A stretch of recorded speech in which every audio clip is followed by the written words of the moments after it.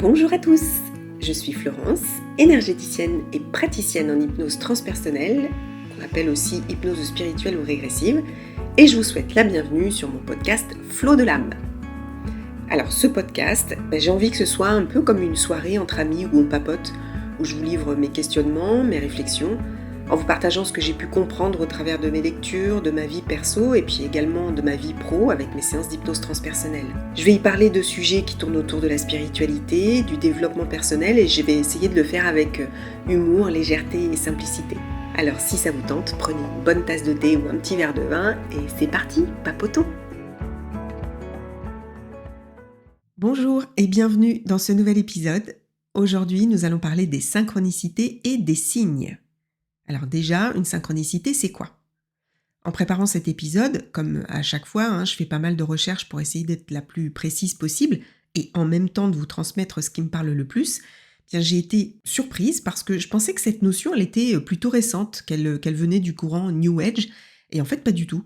La synchronicité, elle a été développée par Carl Gustav Jung, qui est un psychiatre du tout début du XXe siècle et qui est le père fondateur de la psychologie analytique. En gros, c'est l'étude de la psyché individuelle. Pour Jung, une synchronicité, c'est une correspondance relativement courte dans le temps qui fait intervenir un événement psychique, c'est-à-dire une pensée, puis un événement physique qui intervient en lien avec cette pensée, mais, et c'est un point important, c'est que l'association de ces deux événements soit porteur de sens pour la personne qui les perçoit. Sens tellement fort, tellement important, qu'il peut avoir un impact sur sa vie. Il pourrait même changer le cours de son existence. L'exemple le plus connu de Jung, c'est l'histoire d'une de ses patientes qui lui fait part d'un rêve. En l'occurrence, elle avait rêvé d'un scarabée doré, et au moment où elle explique ce rêve, un scarabée doré entre par la fenêtre du cabinet et se pose sur le bureau. Et Jung lui aurait dit « Le voilà votre scarabée ».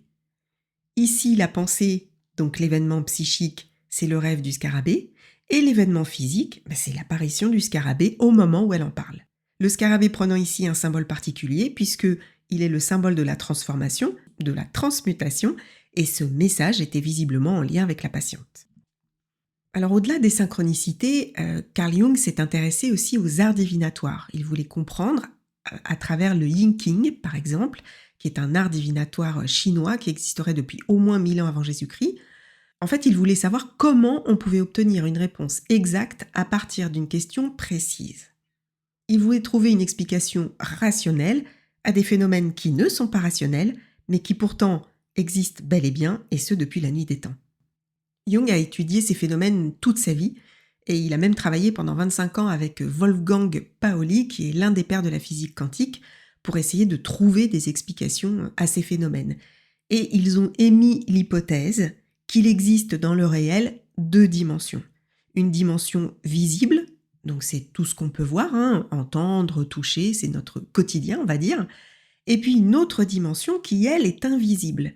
Et cette dimension, on n'y accède que par notre intuition et notre inconscient. Et cette dimension, elle ne connaît ni le temps ni l'espace. Et ils expliquent que c'est grâce à cette dimension, donc notre intuition et notre inconscient, qu'une voyante, par exemple, peut se connecter au futur. Parce que, encore une fois, l'intuition n'a pas de temps ni d'espace. Ce qui voudrait dire que si on était suffisamment dans l'intuition, on est en capacité de voir notre avenir. Et je vais vous donner un exemple qui m'est arrivé. Je vais vous en donner pas mal d'ailleurs dans cet épisode parce que j'en ai vécu pas mal. Depuis quelques années, j'ai l'habitude de jeûner en principe une fois par an pendant 7 jours et pendant que je jeûne, je pars en pleine nature. Le jeûne est propice à l'ouverture de conscience, à la méditation et à la connexion à l'instant présent. Chaque jour, je fais des grandes randonnées et ce jour-là, j'étais vers le cirque de Navacelle en hauteur et sur un petit chemin qui faisait pas plus d'1 mètre de large, vraiment c'était très étroit. Donc sur ma droite, il y a la roche et sur ma gauche, le vide. Il faisait assez chaud et à un moment donné, avant un virage, je m'arrête et je m'assois sur une grosse pierre pour boire. Ce qui fait que si je me lève pas, en fait, personne ne peut passer. Et je reste là, je contemple en face le paysage magnifique et je vois vraiment absolument rien de ce qui arrive sur ma droite puisque, encore une fois, je suis juste avant un virage. Donc je reste là un peu et au bout d'un moment, je sens une panique monter en moi. Mais un truc hyper fort. Mon cœur s'emballe et je comprends pas du tout pourquoi, vraiment comme si j'étais en danger. Je me sentais vraiment en danger et c'était pas du tout rationnel. Et d'un coup, ma tête m'a dit: «Lève-toi». Alors, j'ai pas entendu de voix, hein. Non, non, c'était juste une injonction intérieure qui me disait: «Lève-toi maintenant». Alors, très honnêtement, j'ai pas cherché à comprendre, je me suis levée très vite et au même moment, un mec en VTT arrive à une allure de dingue, j'ai juste eu le temps de me plaquer contre la roche et il me crie: «Il y en a un deuxième». Et effectivement, le deuxième est arrivé quelques secondes après. Les mecs hyper inconscients, mais j'ai même pas eu le réflexe de dire quoi que ce soit. J'étais sous le choc. Je n'ose pas imaginer ce qui se serait passé si j'avais pas écouté mon intuition ou mon guide ou mon inconscient, peu importe, mais en tout cas, quoi que ce soit, il savait ce qui allait se passer et il m'a prévenu. Alors, qu'est-ce que c'est? Comment on peut l'interpréter? Est-ce que, c'est mon intuition qui connaît mon avenir? Est-ce que c'est mon guide qui m'a prévenu? Je sais pas. Honnêtement, j'en sais rien.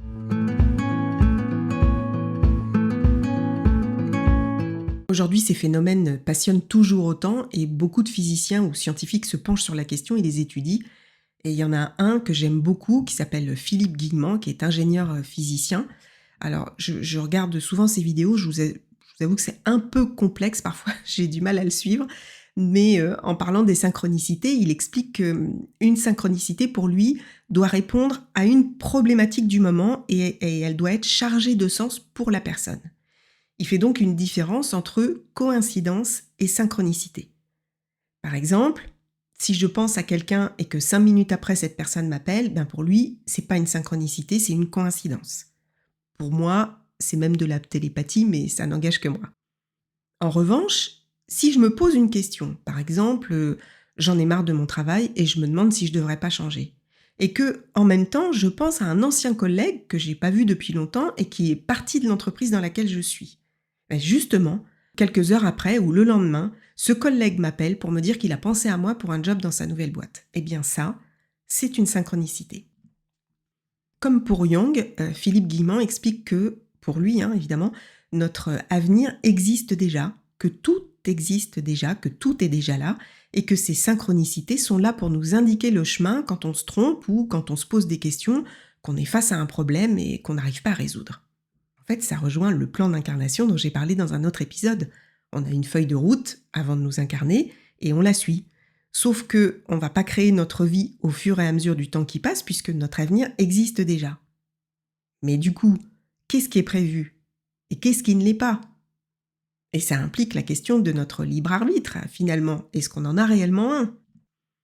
Alors, Philippe Guillemant, il a une explication et je vais reprendre son exemple parce que je le trouve assez clair.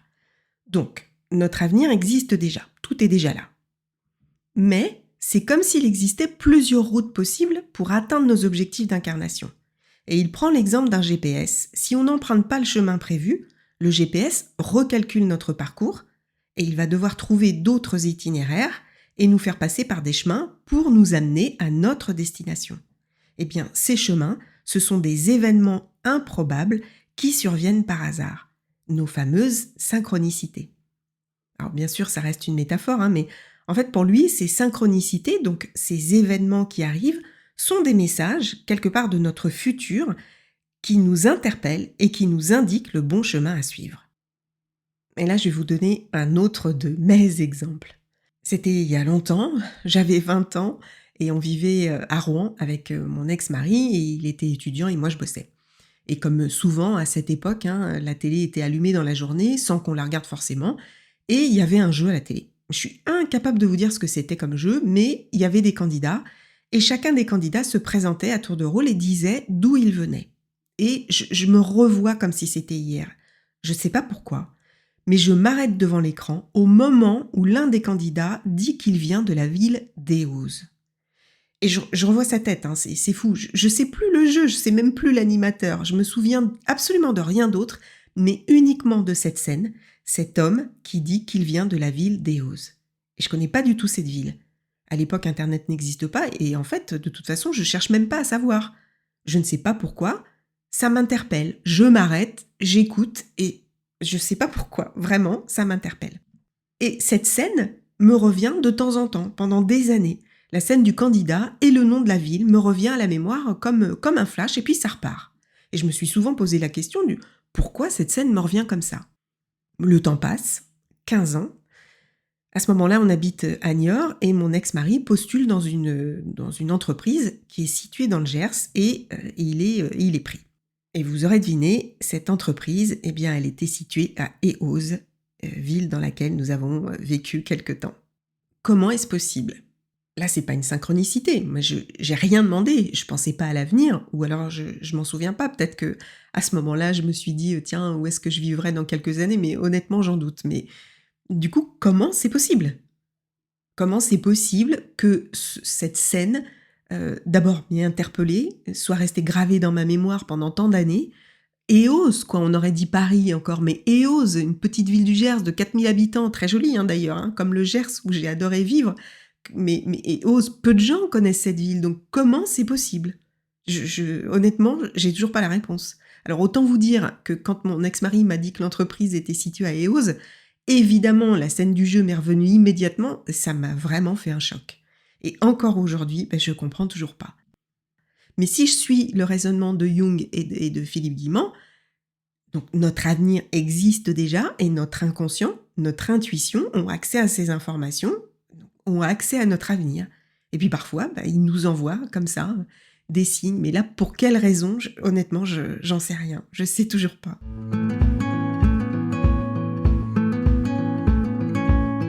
Alors en spiritualité, les synchronicités, elles ont le même sens, mais il y a une dimension divine en plus. C'est-à-dire que notre intuition, en fait, ce sont nos guides, ou parfois nos défunts, qui nous envoient des messages ou des réponses à nos questions. En tous les cas, qu'on y mette ou pas de la spiritualité et la notion divine de la source, la conclusion, elle est la même. Les synchronicités, les signes, les rêves prémonitoires, ils ont toujours un sens. Ils sont là pour nous expliquer ou nous dire quelque chose, pour nous éclairer, pour répondre à nos questions, ou pour nous informer que quelque chose va arriver dans le cas des rêves prémonitoires par exemple. Et il est important d'y prêter attention parce que ces signes sont comme une lumière sur notre chemin de transformation personnelle. Ils nous permettent une compréhension plus profonde de notre place dans l'univers, de qui nous sommes réellement, de ce vers quoi nous devons aller. Mais pour les voir, il faut être attentif, essayer d'être plus présent à ce qu'on fait, de vivre en pleine conscience. Si vous vous posez une question, par exemple, je sais pas moi, vous vous sentez fatigué, mais vous traînez à aller chez le médecin parce que la flemme, quoi. Même si au fond de vous, vous sentez qu'il faudrait vraiment y aller. Et le lendemain, vous voyez une pub sur un bus pour Doctolib. Et puis de nouveau, cette pub, vous la revoyez le lendemain. Peut-être que là, il y a un message.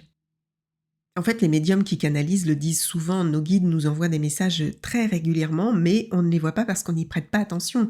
Mais plus on les observe, plus ils se multiplient. Tous ces petits événements qui émergent dans notre vie, toutes ces synchronicités, en fait, nous permettent de comprendre là où nous amènent nos guides. Ils nous permettent d'aligner notre vie avec notre plan d'incarnation. Et parfois, il n'y a pas besoin de message, parfois ça nous amène directement où on doit aller. Et là, je vais vous donner encore un autre exemple. J'en ai beaucoup, je vous l'ai dit, j'en avais beaucoup. Donc à cette époque, on habite à Niort et ça fait 2 ou 3 ans, je pense, qu'on essaye d'avoir un enfant. Et je suis suivie par un gynécologue qui me donne un traitement chaque mois. Alors, je ne sais plus exactement ce que c'était, parce que ça remonte. Mais en tout cas, je devais recevoir une injection par une infirmière à une heure très précise dans la journée. Ce jour-là, l'infirmière qui avait l'habitude de venir me faire ma piqûre chez moi, elle est malade et elle n'a pas de remplaçant. Donc, je me retrouve sans infirmière. Là, je prends l'annuaire, et oui, il n'y avait pas d'internet à l'époque, et j'en trouve une pas loin de mon travail. Donc je croise les doigts pour qu'elle puisse me prendre, parce que généralement le matin, les infirmières sont en tournée, et justement, elle me dit « Ok, je suis en tournée, mais soyez à mon cabinet à 10h, j'y repasserai pour vous faire votre piqûre. » Donc là, déjà, le truc improbable, je bénis le ciel, et je m'y rends pour 10h. Et là, on discute et elle voit bien ce qu'elle m'injecte, donc elle me demande qui me suit et je lui dis que c'est un gynécologue sur Niort. Et là, elle me dit « Écoutez, j'ai pas l'habitude de dire ça, mais à Niort, ils n'ont pas les compétences pour les problèmes d'infertilité. Vraiment, je ne peux que vous conseiller d'aller sur Bordeaux. Moi, je connais très bien le professeur Amprère, il a des résultats assez dingues. Faites-moi confiance, allez-y. » Ni une ni deux, je prends rendez-vous. On passe des examens pour trouver l'origine de nos problèmes. Il me donne un traitement et 1 mois de traitement et ça marche. Du premier coup, je suis enceinte. Et j'apprends d'ailleurs que je suis enceinte le jour de mon anniversaire. C'est fou quand même, non? Moi, là, à ce moment-là, j'ai rien demandé. Mais clairement, on m'a amené là où je devais aller.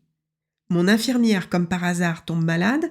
J'en trouve une qui refait un détour à son cabinet exprès pour moi alors que je la connais même pas. Franchement, si c'est pas un signe, en tout cas, j'oublierai jamais cette femme. Elle a changé radicalement nos vies. Alors cet événement, je ne sais pas ce que c'est en fait, hein. Est-ce que c'est une coïncidence, ou un hasard? Non, moi je suis convaincue que non. Pour moi, c'est une synchronicité, oui certainement. Ou est-ce que c'est mon intuition? Est-ce que c'est mes guides? Moi je pense que ce sont mes guides, mais bon, peu importe en fait. Aujourd'hui, ma fille a 27 ans et elle est médium. C'est fou, non?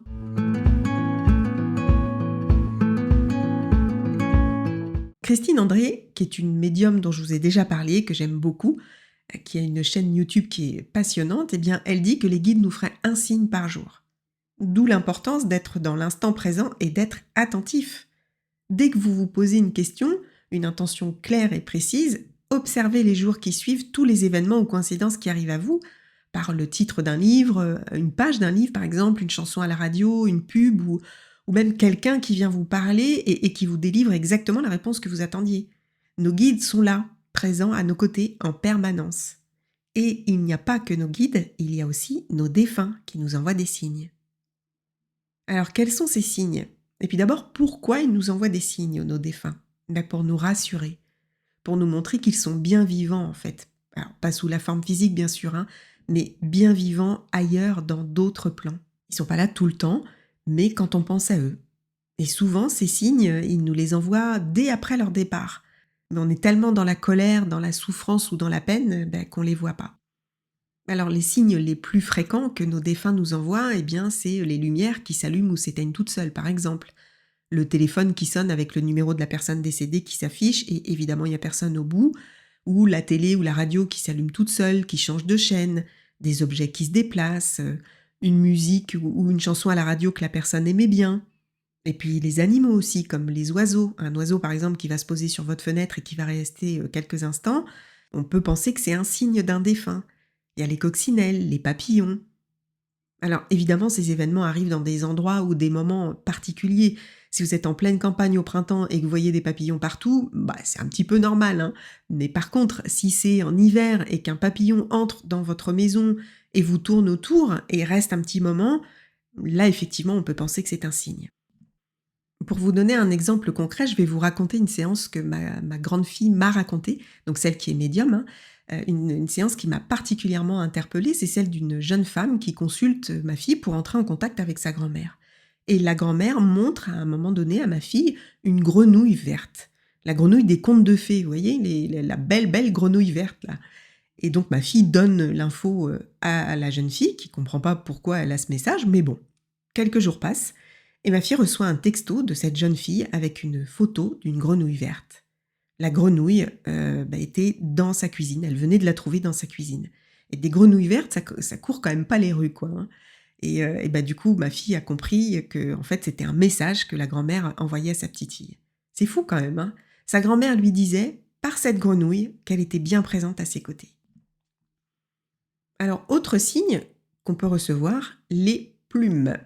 Bon, alors là, c'est pareil, hein, des pigeons, il y en a partout, donc c'est un peu normal de tomber sur des plumes dans la rue quand vous vous baladez, mais si c'est, comme ça m'arrive souvent, sur le fauteuil de votre voiture, par exemple, ou l'autre jour sur ma table ou sur mon canapé alors que les fenêtres sont fermées, là, effectivement, c'est sans doute un signe. Et je vous avoue que depuis que mon papa est décédé, et ça fera bientôt 2 ans, c'est fou le nombre de signes que je peux avoir, et ma maman aussi. Les plumes, ça j'en ai, mais très très souvent. J'ai une photo de mon père justement sur mon bureau, qui n'est pas dans un cadre, c'est sur un porte-photo. Et il n'y a pas très longtemps, alors que je me posais quand même pas mal de questions, mais j'ai retrouvé la photo posée sur mon bureau, mais à 20 centimètres du porte-photo, quoi. Donc la photo, elle n'a pas volé toute seule. Mais bon, bref. Des papillons aussi, que je vois souvent. Et le truc le plus dingue, je crois que c'est chez ma maman. Elle a 2 lits séparés avec un sommier électrique. Donc il y avait la place de mon papa et sa place à elle. Vous savez, c'est les lits où on peut relever le dos et les pieds. Et un jour, un matin, elle rentre dans sa chambre et le lit de mon père était relevé entièrement au niveau des pieds. Donc comme si quelqu'un avait actionné la télécommande pour relever le sommier, alors que bien évidemment, il n'y avait personne. Donc ça, c'était quand même un truc assez dingue. Alors bien sûr, il ne faut pas chercher les signes tout le temps, parce que là, du coup, c'est le mental qui prend le dessus et on peut trouver des signes pour tout et n'importe quoi. Mais il faut juste, en fait, être interpellé par une manifestation qui surprend, un truc improbable. Et là, effectivement, il y a de fortes chances que ce soit un signe. Alors, je peux rien certifier, évidemment, hein, mais en fait, si vous ressentez dans votre cœur que c'est un signe, eh bien, c'est que c'en est sûrement un. Je vais vous donner un exemple de là où on a un duo de synchronicité et de signes. Et là, c'est pas moi pour une fois. Là, je vais prendre un exemple d'une amie à moi qui se reconnaîtra si elle m'écoute et que j'embrasse et à qui j'ai bien évidemment demandé la permission de parler de son expérience. Donc, mon amie était en congé maternité et elle souhaitait demander une rupture conventionnelle. Elle n'avait pas du tout envie de reprendre son travail, ça correspondait plus du tout à ce qu'elle voulait faire. Donc, c'était vraiment une décision importante pour elle, c'est un tournant dans sa vie. Le truc, c'est que dans son entreprise, qui fait partie d'un groupe, il y a un quota d'accords de rupture conventionnelle. Donc, si vous demandez un accord jusqu'à fin juin, ça peut aller, mais au-delà, c'est compliqué parce que souvent, le quota, il est déjà atteint. Mon ami demande sa rupture et son directeur lui dit que ça va être très difficile parce qu'il y a déjà eu pas mal de demandes au niveau du groupe et que pour les ressources humaines, elles ont déjà indiqué que le quota était atteint. Mais quand même, il lui promet de tout faire pour que la rupture soit acceptée. Donc là, c'est une nouvelle qui est un peu difficile à digérer parce que vraiment, faut bien comprendre que pour elle, c'est hyper compliqué. Elle envisage absolument pas de revenir et même la pensée même d'y retourner est trop difficile. Pour elle, c'est inenvisageable. Dans la semaine, elle avait commandé une nouvelle machine à laver qu'elle reçoit. Et la machine à laver, elle est super bien emballée, hein, vous en avez peut-être déjà reçu. Gros plastique, polystyrène, machin, enfin vous voyez bien comment c'est quand on est livré. Donc elle enlève le plastique, elle déballe et elle ouvre le hublot. Et dans le tambour de la machine, elle trouve une grande plume. Truc de fou. Comment cette plume, elle est arrivée là? Donc là, elle va sur Internet pour voir la signification. Et oui, si vous ne le saviez pas, il y a des significations différentes selon la taille et la couleur des plumes. Et je dois avouer que c'est assez bluffant. Et le message de sa plume, c'est « Ne t'inquiète pas, tout va bien se passer ». Ou « Tout va se passer comme tu le souhaites », un truc comme ça. En tout cas, c'était vraiment un message rassurant qui lui disait « T'inquiète, quoi, on est là, t'inquiète ». Bon, elle met ça de côté, ça l'intrigue et du coup, elle reprend quand même espoir en pensant que ça a peut-être un lien avec sa demande. Le lendemain, elle a un rendez-vous téléphonique avec son directeur qui doit lui donner la réponse. Et là, il lui dit qu'il est désolé, qu'il a fait tout ce qu'il a pu, mais que non, les RH refusent sa rupture. Et au moment où il termine sa phrase, il lui dit « Attends, j'ai un double appel, justement c'est les RH, je les prends, je te rappelle après ». Quelques minutes plus tard, il la rappelle et il lui dit « Écoute, me demande pas pourquoi, me demande pas comment, je n'ai aucune explication, mais ta demande a été acceptée. » Franchement, c'est pas dingue ça? C'est fou, c'est quand même dingue. Là, on a vraiment un exemple concret de signe et de synchronicité. Je veux dire, on a beau être sceptique, quand même, quoi. Quand même, les gars. Moi, ça m'épate. À chaque fois, ça m'épate. Alors, comment c'est possible? Comment ça a pu basculer en quelques instants alors que c'était improbable? Bon, j'ai peut-être une explication à vous donner. C'est la mienne, hein, ça n'engage que moi encore une fois. Quelque temps avant, j'avais fait une séance d'hypnose transpersonnelle à une médium. Donc je l'emmène dans une vie antérieure et elle me dit que non, elle n'a pas l'impression d'être incarnée. Elle me dit je suis plutôt entre deux mondes, j'ai l'impression d'être une conscience, de l'énergie, c'est pas trop. Et puis au fur et à mesure de l'investigation, je comprends que entre deux incarnations, elle a choisi d'être guide spirituel.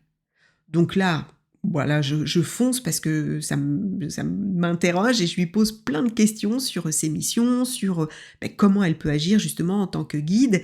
Et elle me dit que, elle me donne des exemples et elle me dit que quand quelqu'un veut une promotion, par exemple, et que c'est prévu dans son plan d'incarnation, eh bien le guide, il agit sur la décision du manager. C'est-à-dire que le guide va faire en sorte que le manager accepte, même si c'était pas ce qu'il avait prévu au départ. Là, j'étais sidérée. Mais quand mon ami m'a raconté son histoire quelque temps après, évidemment, j'ai tout de suite fait le lien. Donc, pour moi, mon explication, ça veut dire que ce sont nos guides qui influencent nos vies quand ça doit être fait, quand c'est nécessaire et quand c'est juste pour nous. Alors évidemment, tous les médiums ne sont pas d'accord avec ça, mais chaque médium a sa conception selon ses propres croyances et les informations qu'elles reçoivent. Mais pour ma part, moi je suis convaincue que c'est le cas. Parce que je vous assure que dans ma vie, et je ne vais pas tout vous raconter là parce que ce serait beaucoup trop long, mais purée des signes, j'en ai eu des signes où on me disait t'es pas au bon endroit, pars d'ici, et j'ai pas écouté, et j'ai tellement pas écouté que j'ai même mis ma santé vraiment, mais vraiment. Donc enfin bref, pour moi, je n'ai aucun doute là-dessus, ce sont nos guides.